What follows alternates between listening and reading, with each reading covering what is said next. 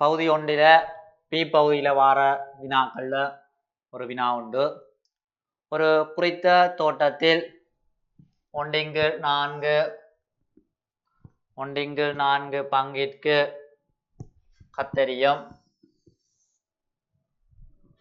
ஒன்றின்கீழ் 6 பங்கிற்கு தக்காளியும், எஞ்சிய பகுதியின் 2/7 வெண்டியும் பயிரிடப்பட்டு மிகுதியில் வெங்காயம் பயிரிடப்பட்டுள்ளது.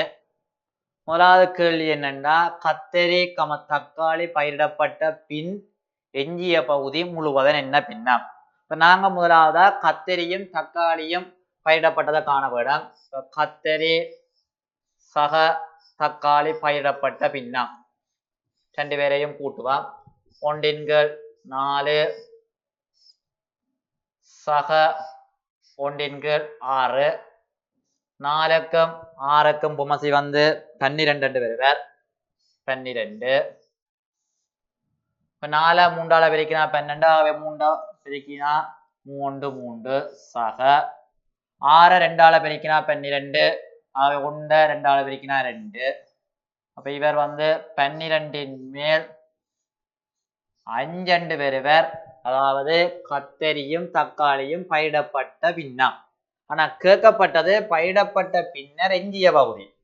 அப்ப எஞ்சிய பகுதி காண்றதுக்கு எஞ்சிய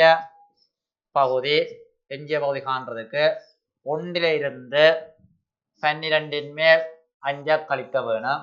12ன் மேல் 5 கழிச்சா 12ல் 5 போனா 7/12 வருவார். அதாவது தக்காளியும் கத்தரியும் பயிரிடப்பட்ட பின்னர் எஞ்சி இருக்கிற பகுதி வந்து முழுவதும் 12 பிரிச்சு 7 பங்கு பகுதி வந்து மிஞ்சி இருக்குது. பிறகு சொல்லி இருக்குது, அந்த எஞ்சிய பகுதியில தான் 7/2 வந்து வெண்டி பயிரிடப்படுகிறது. அடுத்த கேள்வியும் அதுதான், வெண்டி பயிரிடப்பட்ட பகுதியைத்தான் கேட்கிறார். இப்ப 12, அதாவது வெண்டி பயிரிடப்பட்ட பகுதி 12ன்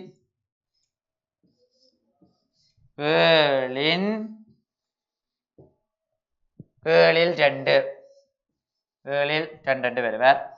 இப்ப 12ன் மேல் 7 இன்னன்றவரை நாங்கள் தரவாக்கி செய்கிறோம். நாங்கள் 7ன் மேல் 2, இந்த 7 வெட்டப்பட்டா 12ன் மேல் 2, அதாவது 12 பிரிச்சு 2 பகுதி.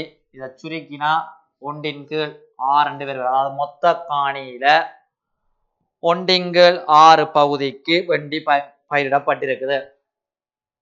தொடர்ச்சி வினா,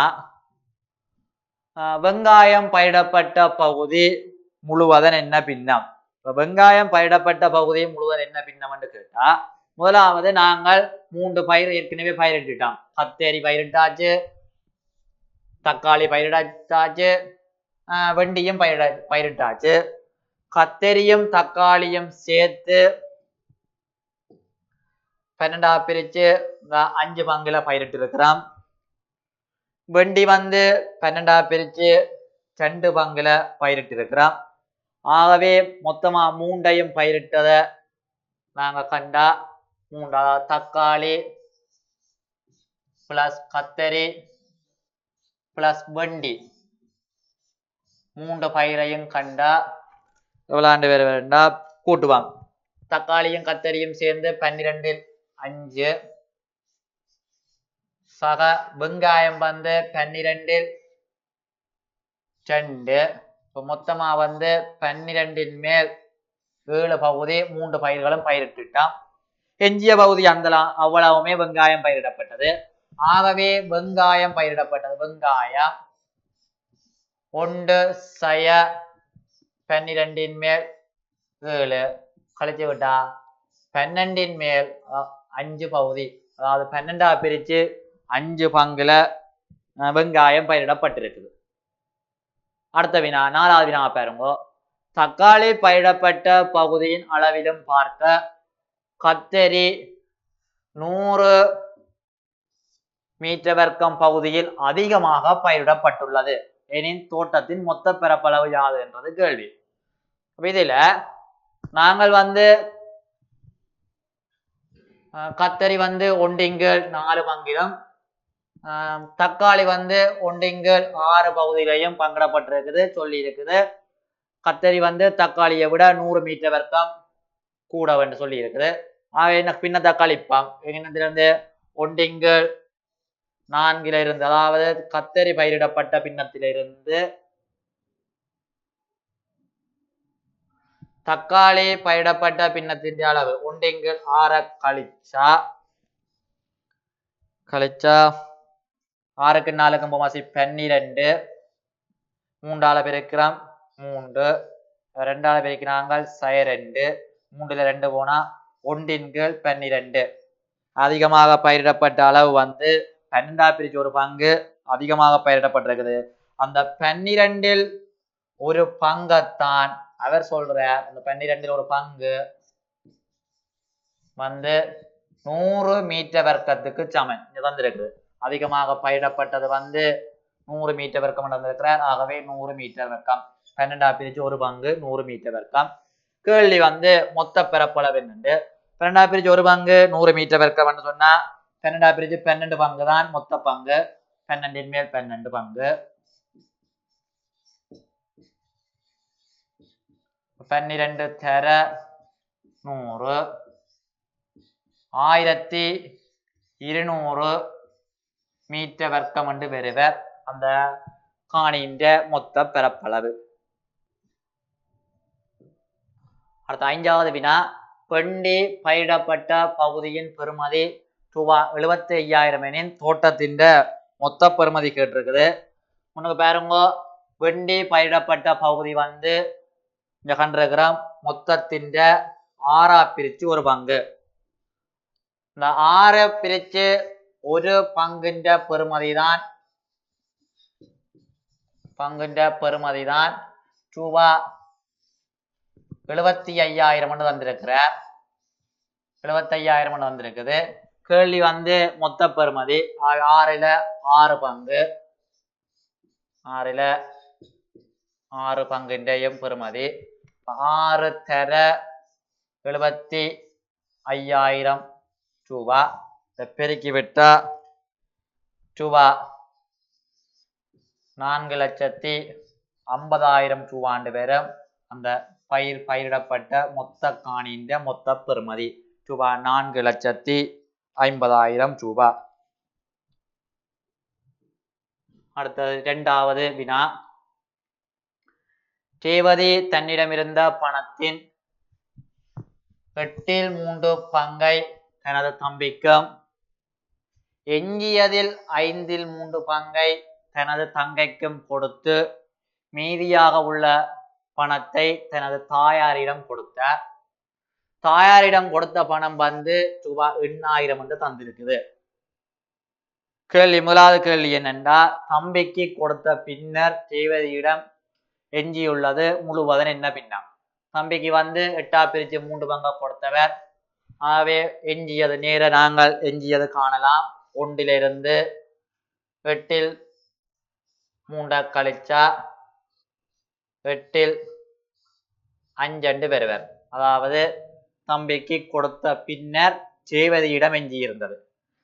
பிறகு ரேவதியிட எஞ்சி இருந்தா தம்பிக்கு கொடுத்ததுல எஞ்சி இருந்தா 5/3 பங்கைத்தான் யாருக்கு கொடுக்கிறார்? தங்கைக்கு கொடுக்கிறார். ஆகவே தங்கைக்கு கொடுத்தது தங்கைக்கு 8ல்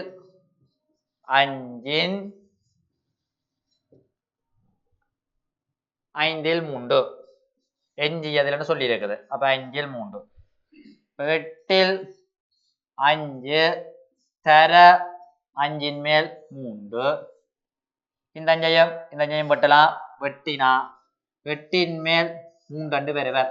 அதாவது தங்கைக்கும் கொடுத்ததும் 8 மேல் 3. அப்ப தம்பிக்கும் தங்கைக்கும் சமமான அளவு பின்னத்தில கொடுத்திருக்கிறார். அடுத்த வினா, தாயாரிடம் கொடுத்தது முழுவதும் என்ன பின்னம் பார்த்து கொள்ளுங்க. தம்பிக்கு கொடுத்தாச்சு. தம்பிக்கு 8/3 கொடுத்தாச்சு. இது 8/3. தங்கைக்கும் ஒரு 8/3 கொடுத்தாச்சு. ஆகவே அவர் 2 பேருக்கும் கொடுத்த பிறகு எஞ்சியதைத்தான் தாயாருக்கு கொடுக்கிறார். ஆகவே 2 பேருக்கும் கொடுத்ததை கண்டா தம்பி சக தங்கை தங்கையை கொடுத்தது 2 பேருக்கு 8 3 சக 8 3 கூட்டினா 8 மேல் 6 பெறுவர். எஞ்சியதான் தாய்க்கு கொடுக்கிறா. ஆகவே தாய்க்கு கொடுத்தது தாய்க்கு 1 சய 8 மேல் 6 கழிச்சா 2 கீழ் 8 பெறுவர். அதை சுருக்கினா 1 கீழ் 4, அதாவது 4 பிரிச்சு ஒரு பங்கு தாய்க்கு கொடுவது. தாய்க்கு கொடுவது. அடுத்த கேள்வி, தேவதையிடம் ஆரம்பத்தில் இருந்த பணம் எவ்வளவுன்றது கேள்வி. தேவதை தன்னுடைய தாயாரிடம் கொடுத்தது 8000 ரூபான்னு வந்திருக்குது. இப்ப நாங்க தாயாரிடம் கொடுத்த பின்னம் கண்டுட்டோம். என்ன பின்னம் சொன்னா 4 பிரிச்சு ஒரு பங்கு கண்டுட்டோம். அந்த 4 பிரிச்சு ஒரு பங்கு பணம் தான் ஒரு பங்கு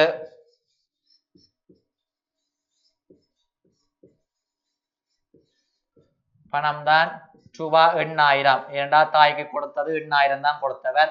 ஆகவே ரூபாய் 8000. கேள்வி ஆரம்பத்தில் இருந்த மொத்த பணம் 4ல் 4 பங்கு, 4ல் 4 பங்கு பணம்.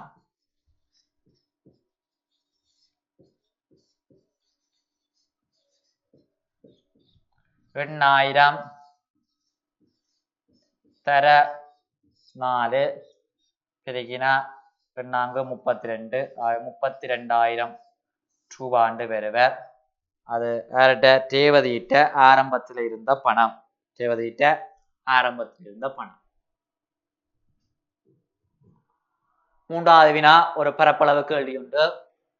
படத்தில் காட்டப்பட்டுள்ளது ஒரு மெல்லிய உலோக தகடாகும். இதன் பெரிய அரைவட்ட பகுதியின் விட்டம் தான் தந்திருக்கிறது 14 சென்டிமீட்டர். 14 சென்டிமீட்டர். எஞ்சிய அரைவட்டம் இந்த சிறிய அரைவட்டத்தை சொல்றார். சிறிய அரைவட்டத்தின் விட்டம் 7 சென்டிமீட்டர் தந்திருக்கிறார். முதலாவது பெரிய அரைவட்டத்தின் பரப்பளவை காண்கொண்டு கேள்வி. எங்களை பெரிய அரைவட்டத்தின் விட்டம் தந்திருக்கிறார் 14 சென்டிமீட்டர். பெரிய அரைவட்டத்தின்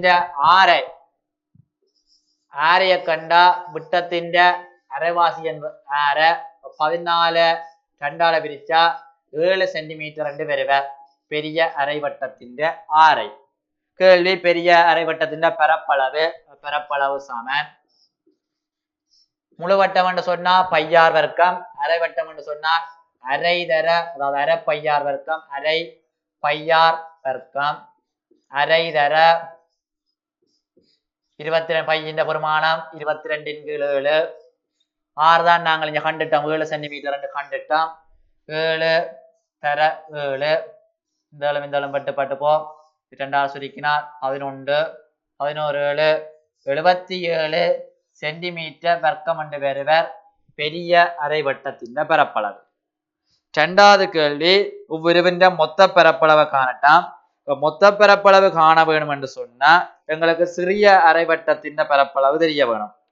சிறிய அரைவட்டத்தின் பரப்பளவு தெரிய வேணும். நாங்கள் சிறிய அரைவட்டத்தின் பரப்பளவு காண வேணும்னா முதல் சிறிய அரைவட்டத்தின் ஆரை, അതിന്റെ ആര சிறிய அரைவட்டத்தின் ஆரை 7/2 3.5 சென்டிமீட்டர் இருந்தாலும் நாங்கள் கேள்வி எல்லாம் 7/2 போட்டு சுருக்கிறது தான் இலகுவாக இருக்கும். அவற்ற பரப்பளவு சிறிய அரைவட்டத்தின் பரப்பளவு அரைதர பையார் வர்க்கம், அரைதர 22/7 தர 7/2 தர 7/2. இந்த ரெண்டோட இவரை சுருக்கினா 11 முறை. இந்தோட இவரை வெட்டலாம். சுருக்கினா 77/4 வரும். 77/4 சுருக்கினா 19.25 சென்டிமீட்டர் வர்க்கம். 19.25 சென்டிமீட்டர் வர்க்கம் இவற்ற பரப்பளவு. 19.25 சென்டிமீட்டர் வர்க்கம் ஆற்ற பரப்பளவுன்னு சொன்னா இந்த சிறிய அரைவட்டத்தின் பரப்பளவு. கேள்வி என்னன்னு சொன்னா மொத்த பரப்பளவு, அதாவது மொத்த பரப்பளவுன்னா 2 சிறிய அரைவட்டம் பெரிய அரைவட்டம் சேர்ந்த பரப்பளவு மொத்த பரப்பளவு அப்ப ரெண்டு பரப்பளவையும் கூட்டி விட்டா 77 சக 19.25 கூட்டுவாம் 77 19.25 அப்ப இங்க 0.00 கூட்டி விட்டா 25 9 மேலும் 16 ஒரு மீதி 7 3 8 3 96.25 சென்டிமீட்டர் வர்க்கம் பெறுவர் இந்த உருவின் மொத்த பரப்பளவு இதுலயே அடுத்ததா ஒரு வினா இருக்குது உருவின் சுற்றளவை காணட்டாம் சுற்றளவு காண வேணும்னு சொன்னா எங்களுக்கு பெரிய வில்லின் நீளம் தெரியணும் அதாவது இந்த வில்லின் நீளம் தெரிய வேணும் இந்த வில்லின் நீளம் தெரிஞ்சால் இந்த உருவின் சுற்றளவு கண்டு கொள்ளலாம் சுற்றளவுன்றவர் இதுல இருந்து விளக்கிட்டு இப்படி இங்க வந்து இப்படி வந்து இங்க வந்து முடிக்க வேணும் சுற்றளவு காண வேணும் பெரிய வில்லின் நீளம்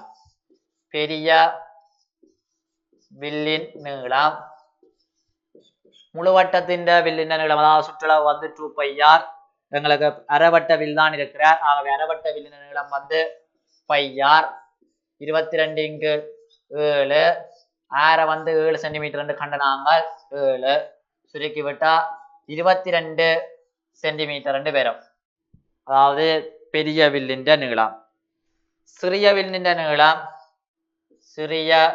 வில்லின் நீளம்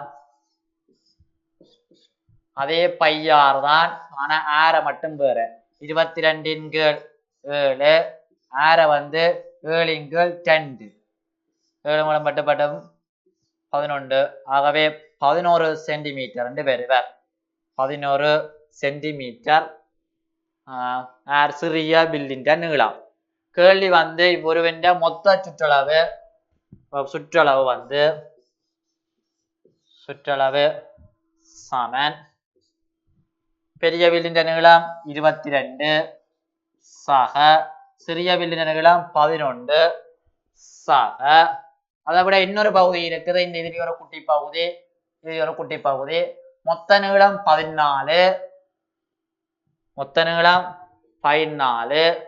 இதுல இந்த நீளம் வந்து 7 ஆகவே இந்த ரெண்டு நீளமும் இந்த துண்டும் இந்த நீளமும் சேர்ந்து 7 சென்டிமீட்டர் பெறுவர் அவரை நாங்கள் என்ன செய்ய வேணும்னு சொன்னா எங்களோட சுற்றளவுல கூட்டிக் கொள்ள வேணும் சக 7 கூட்டினா மொத்த சுற்றளவு 40 சென்டிமீட்டர் பெறுவர் 40 சென்டிமீட்டர் பெறும் மொத்த சுற்றளவு சரியா அடுத்தது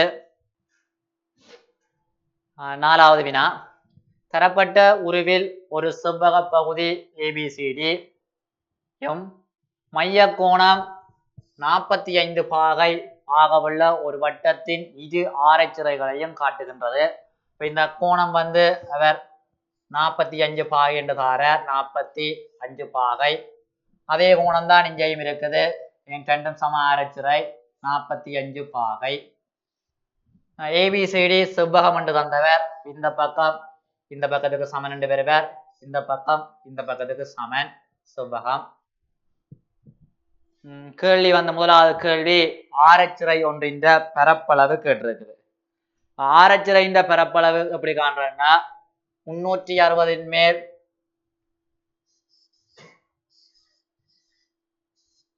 45 தர பைக்கு பதிலா 22/7 இந்த ஆரைச்சிறையின் ஆரை வந்து 7 மீட்டர் தந்திருக்கிறார் தர 7 πr வர்க்கம் 7 தர 7 சுருக்கினா 7 மேலே மட்டும் 360 விரையும் சுருக்கினா 8 முறை வரும் 8 முறை இந்த 8ஆல திருப்பி விரையும் வச்சிருக்கலாம் 11 4 பெறுவர் ஆகவே இந்த ஆரைச்சிறையின் பரப்பளவு 7 11ஆல பெருக்கினா 77/4 மீட்டர் வர்க்கம் சுருக்கினா 77 4ஆல பிரிச்சா 19.25 மீட்டர் வர்க்கம் என்று பெறுவர் இந்த ஆரச்சிறையின் பரப்பளவு.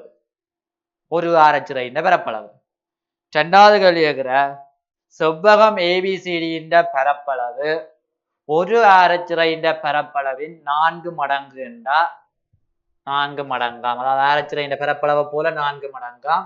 கேள்வி வந்து ஏபியின் நீளம். ஏபியின் அதாவது செவ்வகத்தின் நீளம் வந்து கேள்வியில தெரியல. உங்களை தான் கேட்கிறார் ஏபியின் நீளத்தை காண சொல்லி. ஏபியின் நீளம் எப்படி காண்றேன்டா உங்களுக்கு செவ்வகத்தின் பரப்பளவு தெரியும். செவ்வக பரப்பு சமன் 4 தர ஆரச்சிறை ஒன்றின் பரப்பளவு. ஏன் சொல்லி இருக்குது ஆரச்சிறையின் பரப்பளவை போல 4 மடங்கு. 4 மடங்கு ஆரச்சிறை ஒன்றின் பரப்பளவு. ஆரச்சிறை ஒன்றின் பரப்பளவு. இப்ப 4 தர 19.25. அதாவது ஆரச்சிறை ஒன்றின் பரப்பளவு 19.25. உங்களுக்கு தெரியும் 77 4ஆல பிரிச்சுதான் 19.25 வந்தது. அவை 19.25 திருப்பி 4ஆல பெருக்கினோம்டா 77 மீட்டர் வர்க்கம் என்று பெறுவர் அந்த செவ்வகத்தின் பரப்பளவு. அந்த செவ்வகத்தின் பரப்பளவு. இப்ப நாங்கள் என்ன காண வேணும் என்று சொன்னா என்ன காண வேணும்னா இந்த ஏபியின் நீளம் காண வேணும். இந்த ஏபியின் நீளத்தை நான் ஒரு எக்ஸ் என்று வைக்கிறேன். இந்த எக்ஸ நீளம் நீளத்தை இந்த 7 வந்து அகலம். அப்ப தர 7ஆல பெருக்க வாரவர் தான் இந்த செவ்வகத்தின் பரப்பளவு 77 மீட்டர் வர்க்கம். இதுல இருந்து எக்ஸ கண்டா அதாவது ஏபியின் நீளத்தை தான் எக்ஸ் என்று வச்சு நான் எக்ஸ கண்டா 77/7 11 மீட்டர் என்று பெறுவர். மீட்டர் 11 மீட்டர் என்று பெறுவர். ஆற்ற நீளம் ஏபியின் நீளம் வந்து 11 மீட்டர் என்று வரும். ஏன் ஏபியின் நீளத்தை தான் நான் எக்ஸ் என்று வச்சேன்னா 77ஆல பிரிக்க 11 மீட்டர் என்று வருது. அடுத்த வினா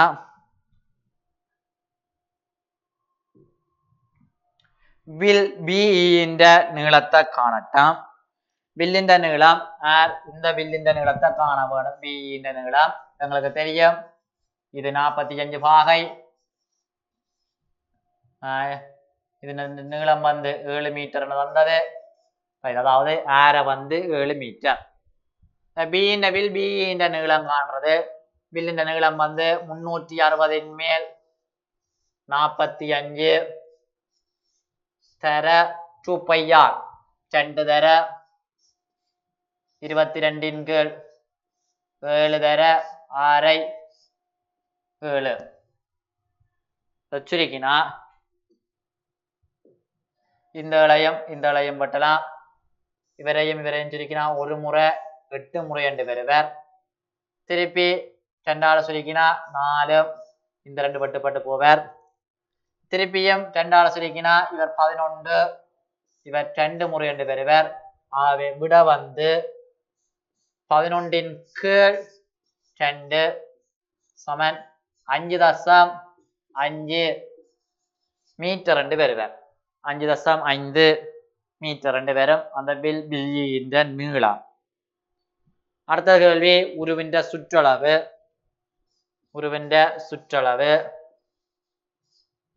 சுற்றளவின் இந்த நீளம் வந்து 7 இவர் 11 என்று கண்டனாங்கள்.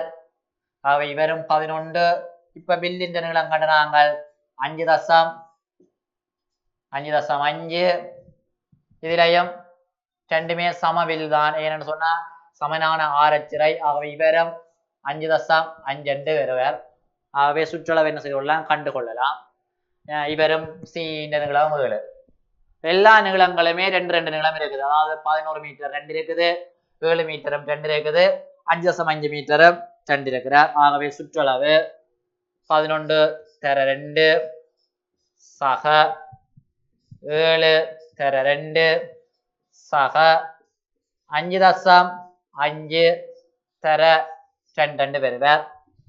சுருக்கினா 22 சக 7 14 சக 5.5 பிரிக்கினா 11 பேரும் கூட்டினா மொத்தம் 47 மீட்டர் பெறுவர். அதாவது இந்த உருவின் மொத்த சுற்றளவு 47 மீட்டர் என்று வரும். சரியா? அடுத்த 5வது வினா பங்கு கேள்வி உண்டு. நிதன் கம்பெனி ஏயில் வைத்திருந்த 100 பங்குகளை ரூபாய் 200 வீதம் விற்பதால் ரூபாய் 5000 அவருக்கு மூலதன லாபம். அதாவது பங்குகளை விற்கிறதால கிடைக்கிற லாபம் மூலதன லாபம் என்று சொல்றது. கம்பெனி எங்களுக்கு பங்குகளை வச்சிருக்க தார லாபத்தை பங்கு லாபம் என்று சொல்றது. அவர் இந்த 100 பங்குகளை வச்சிருக்கிறார். அந்த 100 பங்குகளையும் 200 ரூபாய் வீதம் விற்கக்குள்ள அவருக்கு 5000 ரூபாய் மூலதன லாபம் கிடைக்கின்றது. முதலாவது கேள்வி, பங்குகளை விற்பதால் பெற்ற பணம். மொத்த பணம் எவ்வளவு கேள்வி. மொத்த பணம் சமன் 100. அதாவது வச்சிருந்த பங்குகள் எண்ணிக்கை 100. அதை 200 ரூபாய் படி விற்கிறார். 100 தர 200 சுருக்கினா ரூபாய் 20000 என்று வரும். அவர் பங்குகளை விற்கிறதால அவருக்கு கிடைத்த மொத்த பணம். அடுத்தது நிறுவனம் ஏயில் அவரது முதலீடு கேள்வி. அவர் 20000 ரூபாவுக்கு விற்கக்குள்ள 5000 ரூபாய் மூலதன லாபம் கிடைத்தது. மூலதன லாபம் சேர்ந்ததுதான் இந்த 20000. ஆகவே முதலீடு கேட்கறதுக்கு அந்த மூலதன லாபத்தை கழிச்சா 20000 சய 5000 கழிச்சா அவர் முதலிட்ட தொகை வரும் 15000. அதாவது ரூபாய் 15000 என்று வரும். 20000 சய 5000 15000 ரூபாய் என்று வருவர். அடுத்த 3வது கேள்வி, நிறுவனம் ஏயில் உள்ள பங்குகளை அவர் வாங்கிய விலை யாதென்று கேட்டிருக்குது. அவர் 100 பங்குகளை வச்சிருந்தவர், பிறப்பித்து போட்டார். 100 பங்கை வச்சிருந்தவர். அந்த 100 பங்குகளுக்காக முதலிட்ட தொகை தான் இந்த 15000 ரூபாய். இப்ப உங்கள்ட்ட கேள்வி என்னன்னு சொன்னா, அவர் ஒரு பங்கை வாங்கி, அதாவது இவ்வளவு படி அந்த பங்கை வாங்கினவர். இப்ப 15000 ஒரு பங்கின் விலை, ஒரு பங்கின் விலை அவர் வாங்கிய விலை 15000 100ஆல பிரிக்க வேணும். 100ஆல பிரிச்சா 2 பட்டினா ரூபாய் 150 பெறுவர். அவர் பங்கொன்றை வாங்கிய விலை 150 ரூபாய் படி பங்கு வாங்கினவர். 200 ரூபாய் படி விற்றவர். 200 ரூபாய் படி விற்கக்குள்ளதான் அவருக்கு அந்த 5000 ரூபாய் மூலதன லாபம் கிடைத்தது. இப்ப 150 ரூபாய் படி பங்கை வாங்கியிருக்கிறார். பங்குகளை விற்பதால் பெற்ற பணத்தினை 4% மாத வட்டி வழங்கும் நிறுவனத்தில் முதலீடு செய்யும் ஒருவருக்கு 4 மாத முடிவில் கிடைக்கும் மொத்த பணம். அதாவது இவர் கொண்டு என்ன செய்கிறார் என்று சொன்னா, அந்த பணத்தை கொண்டு 4% மாத வட்டி வழங்குகிற நிறுவனத்துல 4 மாதங்களுக்கு முதலீடு செய்கிறார். அவருக்கு 4 மாத முடிவில கிடைக்கிற மொத்த பணம் எவ்வளவுன்றது கேள்வி. மொத்த பணம் எவ்வளவுன்றது கேள்வி. இப்ப நாங்க முதலாவது 1 மாத வட்டியை காணலாம். 1 மாத வட்டி 1 மாத வட்டி 100க்கு 4% என்ற கருத்து. 100 ரூபாவுக்கு 4 ரூபாய். 100ன் மேல் 4 தர அவர் அந்த போட்டாங்க. முதலிட்ட காசு 20000 ரூபாய். 20000 2 வெட்டினா 800 ரூபாண்டு பெறும் ஒரு மாத வட்டி. அதாவது ரூபாய் 800 பெறுவர் ஒரு மாத வட்டி. ஆனா கேள்வி 4 மாத முடிவில். ஆகவே 4 மாத வட்டி 4 மாத வட்டி 4 மாத வட்டி. ஒரு மாத வட்டிய 4ஆல பெருக்குவோம். 4 மாத வட்டி பெறுவர். அப்ப 800 தர 4ஆல பெருக்கினா நாங்க 32 3200 ரூபாண்டு பெறுவர் 4 மாத வட்டி. 4 மாத வட்டி 3200 ரூபாய். கேள்வி 4 மாத வட்டி கேட்கல. அவருக்கு 4 மாத இறுதியில கிடைக்கிற மொத்த பணம். ஆகவே மொத்த பணமாக அவர் வைப்பிலிட்ட 20000 அதோட சேர்ந்து 3200 ரூபாய் வட்டியும் கிடைக்கும். ஆக அவருக்கு கிடைக்கிற மொத்த பணம் 20,000 சக 3200 கூட்டி விட்டா 23,200 ரூபா காசு அவருக்கு 4 மாத இறுதியில கிடைக்கும்.